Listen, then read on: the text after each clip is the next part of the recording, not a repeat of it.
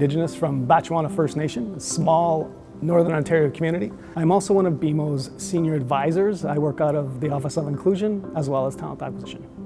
I love that my job is very, very challenging and that my managers and my teams are very invested in helping me as well as connect with Indigenous people as well as hiring them. Something that we have learned in the long relationship that our business banking unit has had is that it takes a longer period of time to gain that trust with the Indigenous community from a business standpoint. It's going to take as long to build that same trust when you want to employ Indigenous people.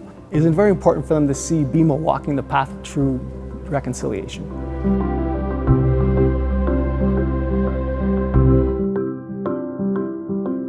Hiawatha First Nation is a really small community of about 300 people living on reserve. It's just a community just south of Peterborough. We're Ojibwe, and I lived there my whole life before moving off to university at Queen's. My recruitment process with BMO started with an Inspire scholarship in my first year. I learned that it was a recruitment pipeline for Indigenous talent. And so they introduced me to several investment banking professionals. And so I did an internship in diversified industries, followed by a subsequent summer in equity capital markets, and then ultimately secured a full-time position back in the diversified industries group.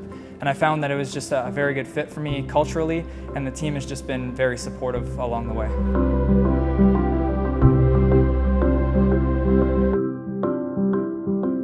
My paternal grandmother was Mi'kmaq. She was born and raised at a time when her heritage and her culture was taken away from her through the residential school system, and then she married a non-Indigenous man and as a result lost her status. The entire time that I knew her, she never spoke about her culture.